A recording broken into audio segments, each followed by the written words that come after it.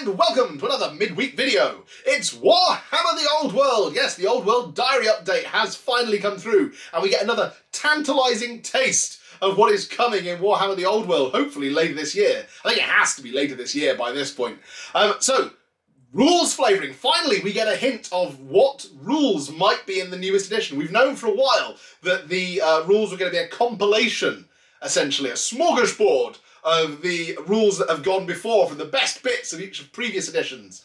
Here then are the three things I've been able to pluck from the Old World Development Diary. Rules-wise, then, we know this. Everybody who is in the front rank of a unit will get to fight. That's a pretty big change. So even if you've got, 10 models wide unit of Night Goblins, doesn't matter if you're charged by a little 3 across, unit of Bretonian Knights, sort of wedge formation like the guys I got in the corner of the cabinet behind me. Every single one of those 10 Night Goblins, assuming they've not been trampled under the horse's hooves, will have the opportunity to fight. What that means, I suppose, is they've said that there's very much a focus on putting it in the player's hands as to how wide they make a unit. I know in previous editions, in order to count as having a rank, you had to have 4. Sometimes it was changed to 5 models in each rank in order to gain a rank bonus. Here it would seem that it's in the player's discretion. Whether there'll be a minimum amount still in order to gain rank bonuses, I don't know. But the pictures they've displayed here in the Old World Development Diary show units of elves 6 across, units of orcs that are 5 across, still with like 2 or 3 ranks behind. I'm assuming rank bonuses will still play a major role. In every edition of Warhammer, really, they've been a key factor in determining combat result. But that leads us nicely, almost as if planned, into the second update that they have put in there with regards to the rules. It looks as though we're going all the way back to 3rd edition for the combat results rules, rather than it being a traditional break test type rule like you might get in 5th edition Fantasy.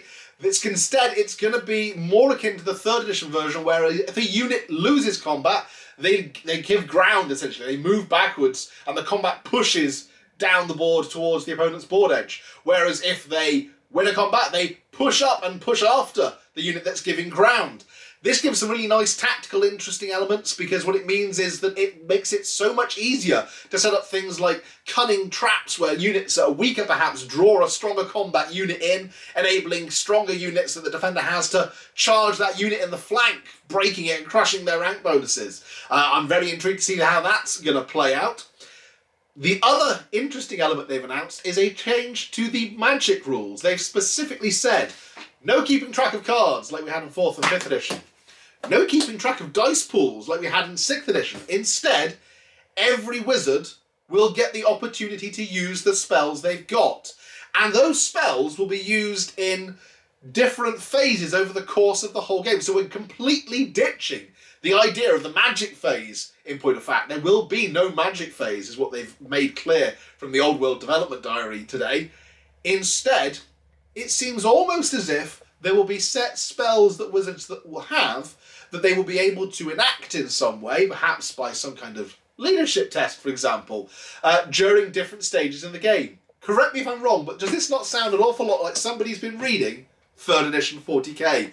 These are the same rules that we had for psychic powers in 3rd ed. It was a massive change from what had happened in the Dark Millennium box with different psychic cards and Will and Fate cards that were basically another version of the magic deck in 2nd edition 40k. Instead, in 3rd edition 40k, any psyker could use their psychic power at the appropriate stage. A lot of them were psychic shooting attacks and were therefore just used as an additional shooting weapon, kind of like they've become in 10th edition now. But other ones would say things like using the assault phase, or using the enemy's assault phase, or use at the start of the player's turn. But they were simple psychic powers that were activated by a leadership test, in essence, a Perils of the Warp type test. Now, it sounds an awful lot like that's what magic is going to look like in the latest edition. And this is something I hadn't considered before. They said that they have gone back through all the previous editions to determine what are the best rules for each edition to make up Warhammer the Old World.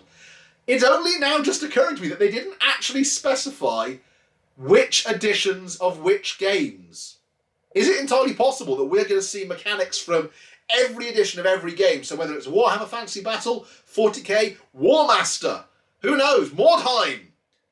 They've said that they're going to include rules that are the best rules from previous editions of the game. And it's looking suspiciously to me like that might be across the whole gamut of games that Games Workshop produce. And that's pretty earth-shaking.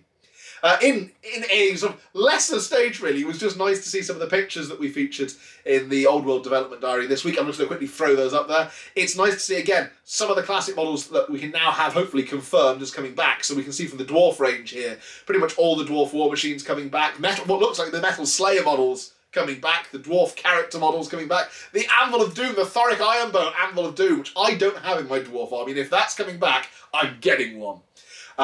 If they could hurry up and release it before I'm due to go to a 6th edition fantasy tournament in October, that would be even better, but yeah, there we go. Moving on to the Orcs and the High Elves here, again, we can see Snotlings. There are big square bases of Snotlings there. Confirmation perhaps of a return of the Swarm rules that were prevalent throughout many editions of the game. We can see the Snotling Pump Wagon making a reappearance there, as well as, moving on to the Empire army here, those are the Empire Knights. So, I mean, I'm very pleased by this. I'm not as lucky as Mike. Mike from My Tale of Four Gamers has something like 90 Knight models, which, knowing him, the way he paints things, he's got them all painted already. Check out, I think it's episode 4 of My Tale of Four Gamers to see some of the lovely pictures of his painted Empire Knights army. But yeah, those are showing up there, which suggests they're coming back.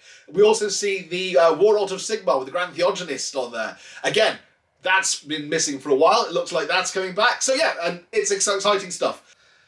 One final point of consideration in this is something that I've noted from a couple of these videos that had not occurred to me before. You'll notice in the background of the Empire picture, there is the plastic Warhammer Mighty Fortress gate and 2 of the towers. And in another piece, they use part of the Dreadstone Blight scenery to showcase one of the Elven Mage miniatures. I don't want to get too excited, but, I mean, I do. I'm going to get too excited. Maybe we might get the plastic scenery back. How awesome would that be? Because after all, what is Warhammer Fantasy without scenery to fight over? I didn't get the plastic Mighty Fortress when it came out, but if they re-release it, put my name first on the list. Yeah. I'm really looking forward to seeing what comes next for this. I'd love to see perhaps what the box cover is going to look like. Are we going to get some classic kind of high fantasy artwork, or is it going to go down the route of, you know, just a red cover with some kind of Sigmarite heraldry on it? I don't know. I'm really excited. But the burning question, and Games Workshop, if you're watching, this is the question that I think most inquiring minds will want to know, is this. Will it come with whippy sticks? Because it's not Warhammer without whippy sticks. On that bombshell, thank you for watching. I will be back on Friday with an appropriate Old World battle report. So if you like yourself some Warhammer Fantasy, come back on Friday. In the meantime, thanks for watching, and as ever, I will catch you next time. Bye for now.